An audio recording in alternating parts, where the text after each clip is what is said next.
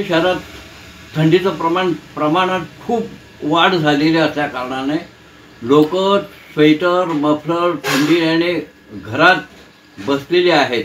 तरुण मुलं मात्र नदी किनारी म्हणा किंवा सकाळी पहाटे उठून जॉगिंगला जात आहेत, रनिंग करण्यासाठी जात आहेत। एवढं थंडीचं प्रमाण वाढले आणि हे गव्हासाठी अतिशय चांगलं आहे। परंतु थंडीमुळे लहान मुलांना आणि जे वृद्ध आणि ज्येष्ठ नागरिक आहेत त्यांना मात्र खूप त्रास होत आहे। त्यांनी काळजी घ्यावी अशी मी विनंती करतो।